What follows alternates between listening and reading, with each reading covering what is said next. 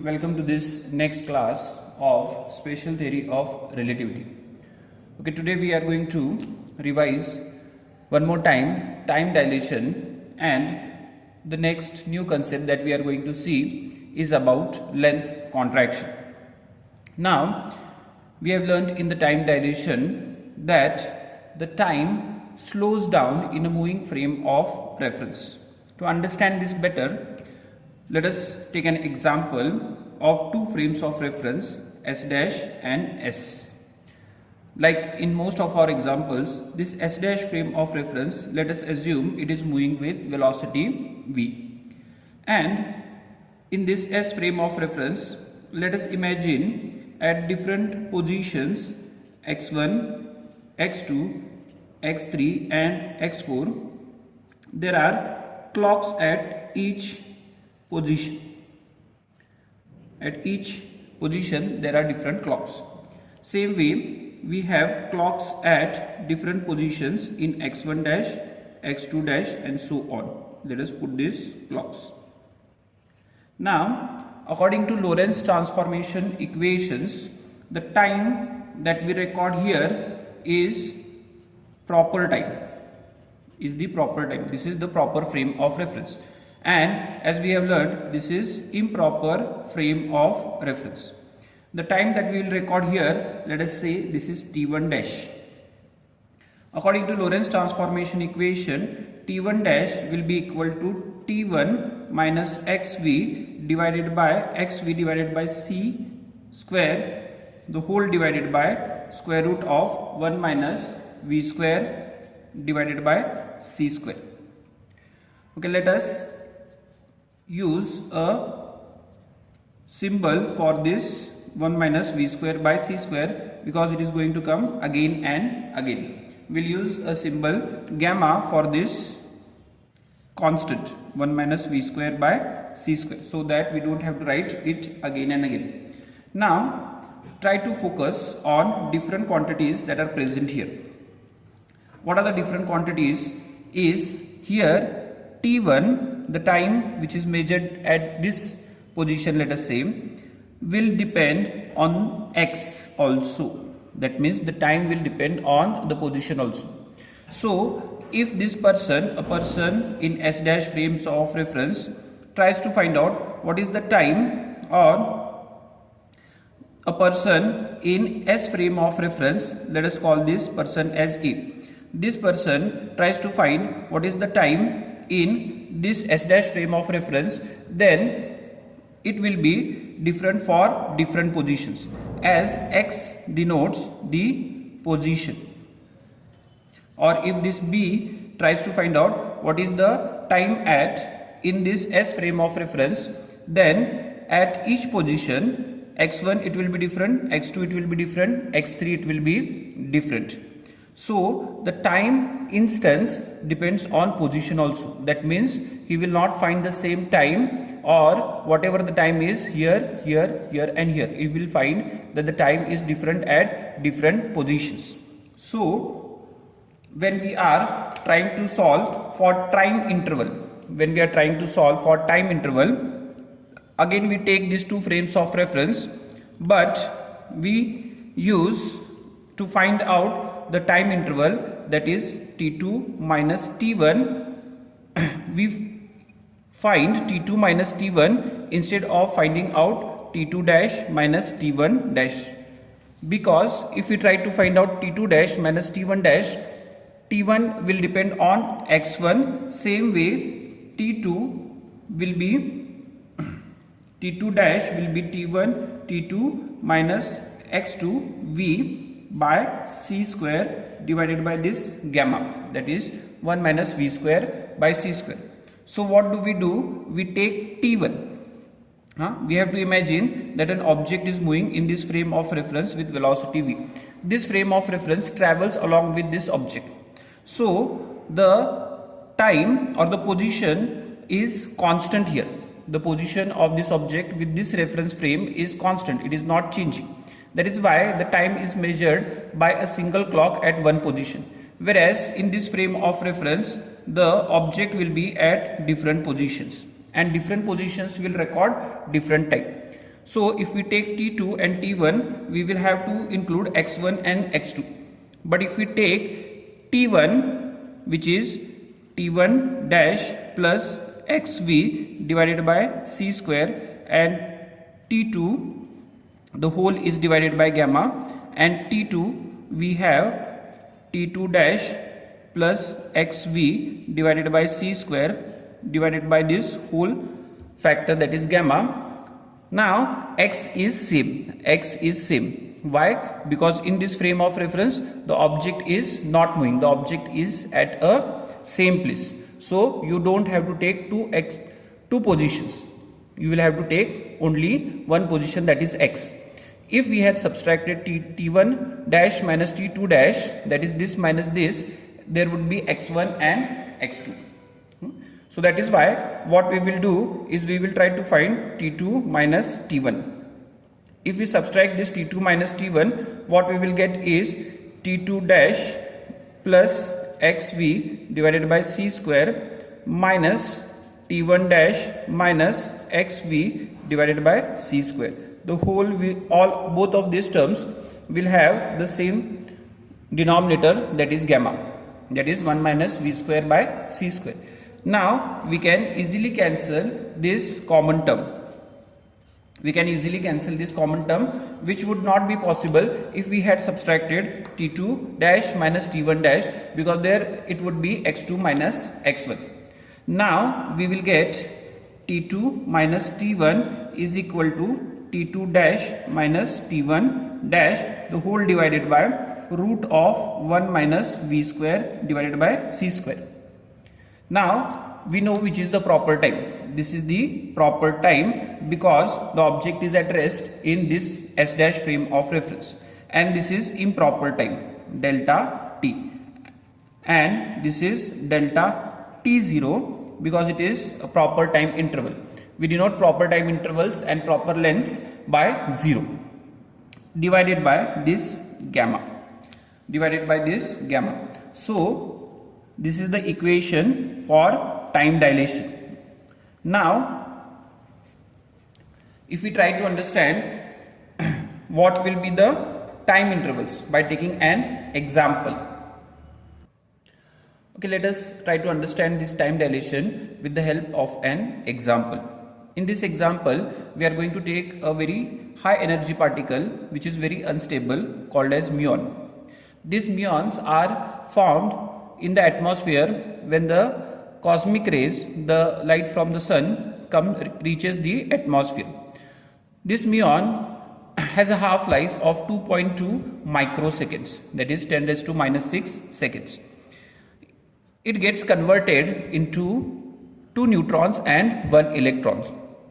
In this half-life, half of this gets converted into 2 neutrons and 1 electron. Now this is traveling at a speed of 0.968 the speed of light, that is c.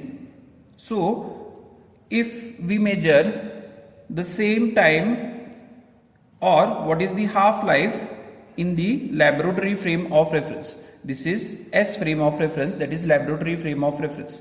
This is a stationary frame of reference. Let us draw another frame that is traveling with this muon. In this frame of reference, the muon will be stationary. This will be S dash frame of reference. This is also traveling with 0.968 c. It travels with the same speed as that of object. Now we have understood that this will be proper frame of reference, this is proper frame of reference, and this is improper frame of reference. Now in proper frame of reference, this time interval 2.2 into 10 raised to 6 is actually t0, because this is the time interval in muon's frame of reference.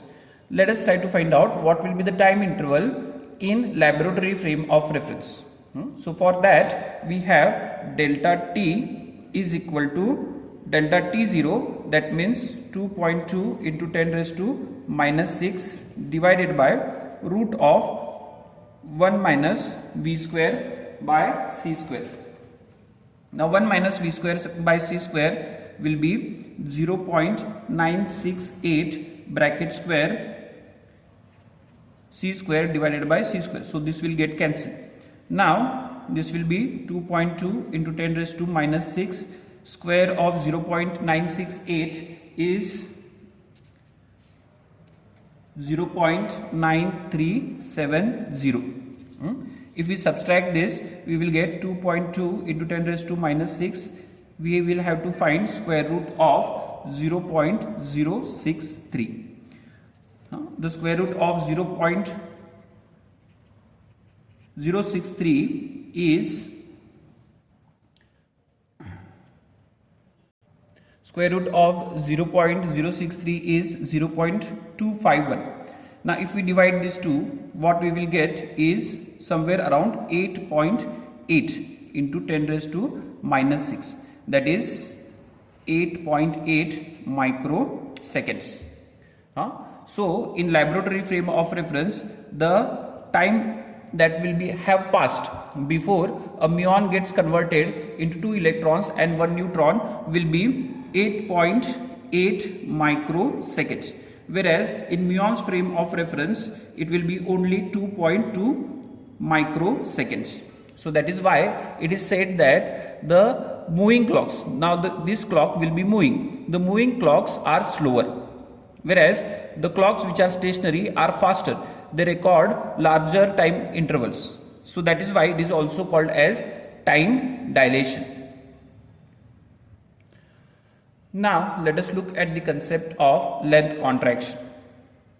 Or it is said that moving lengths contract or they become smaller. For that, let us again take an example of an object which is moving with a velocity v. And we will also assume that there is a frame of reference which is moving with this object. In this frame of reference, the object is at rest. The frame of reference also moves with the same velocity, that is v. This is stationary frame of reference which is at rest. The measurements in this frame of reference will be t dash and x dash. Here it will be t and x. We know that this is proper frame of reference and this is improper frame of reference. It is important to distinguish between the frames of reference. Now length. First we will have to understand what do we mean by length and what do we mean by displacement. We know displacement is x2 minus x1. And how do we measure length? Length of an object, if you have this object, you will measure the length, and this is the coordinate axis. You will measure the length by subtracting this x2 from x1. Length also you will measure as x2 minus x1. Then what is the difference between displacement and length? We will have to understand. Displacement, when the object is moving, let us say this is the object, we measure x1 and x2. But this x1 and x2 are measured at different time instances, t1 and t2. But when we are measuring length, that is x2 and x1, we imagine that they are measured at the same time instance or simultaneously. So displacement is x2 minus x1 at different time intervals, at different time instance, whereas x2 length is x2 minus x1 at same time instance.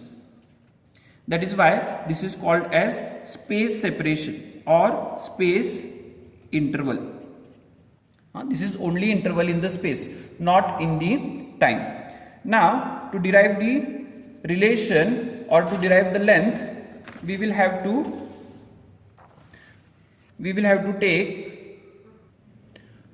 take Lorentz transformation equations. According to Lorentz transformation equations, we have x1 dash is equal to x minus vt divided by root of 1 minus v square by c square. We will write this just as 1 minus vt divided by gamma, the constant. Whereas this will be x1 and x2 dash will be x2 minus vt divided by gamma. Now pay attention that this t is same because we are measuring length, not displacement. Now what do we want is x2 dash minus x1 dash. So it will be x2 minus vt minus x1 plus vt, the whole divided by the same denominator, that is gamma. Now we can cancel out the same factors that are present, that is vt. So we will get x2 minus x1, x2 dash minus x1 dash is equal to x2 minus x1, the whole divided by gamma. Now we know that this x2 dash minus x1 dash is the proper length, whereas x2 minus x1 is improper length, L. We have denoted proper length by using L0 divided by gamma, that is root of 1 minus v square divided by c square. So this will be equation for length contraction. This will be equation for length contraction. Let us try to understand this by taking an example. Okay, now consider this situation in which there is an object, let us say of 1 meter exactly, is traveling with a speed of 0.6 c, that is 0.6 into velocity of light. We will imagine that there is a coordinate frame or frame of reference traveling with this object. In this frame of reference, the distance, that is length, that is measured is 1 meter. So we know L0 is 1 meter. And what we want to know is what is the length measured in this S frame which is not moving. This could be laboratory frame of reference. Now we know that the equation that we have found is L0 is equal to L divided by 1 minus v square by c square. Therefore L will be equal to L0 into this 1 minus v square by c square. Now L0 is 1 meter and we will have 1 minus 0.6 bracket square c square divided by c square. C square will cancel. We will have square root of 1 minus 0.36, that is square root of 0.64. That means L will be 0.8 meter. L will be 0.8 meter. That is the length that a person in this frame, that is S frame, what length he will measure? He will measure a length of 0.8, whereas a person in S dash frame of reference will measure the length of the same object as 1 meter. For him, let us call this person A. For A, the object is not traveling and its length is 1 meter, whereas for a person B, this object is traveling and its length is 0.8 meter. That is why it is called as length contraction, as the object which is traveling, its length becomes smaller. So let us revise what we have understood. We have understood that if there is a object that is traveling and a person, let us say A, measures its length as L0 and the time interval as T0, and this person is in S dash frame of reference who is traveling along with the object. For him, the object is at rest, and there is a person B who is in a laboratory frame of reference which is not moving. So for this person, this object is moving. Then the relation or the time intervals and the lengths that he will find is L and delta t, that are improper time and improper length, whereas the person that is in S dash frame of reference, he will measure delta t0 and L0. These are proper time and proper length. And if we try to find out what will be the relation between them, delta t will be delta t0 divided by gamma. Here gamma, as we know, is root of 1 minus v square divided by c square. So this person will measure less time, whereas this person will measure more time. Same way, we have the relation between lengths. L is equal to L0 into R. this r factor, when it multiplies, it reduces that number, and when it divides, it increases that number. So when it multiplies, the length will be shorter. The length that is measured by this person will be shorter, whereas the time that measured by this person will be more. So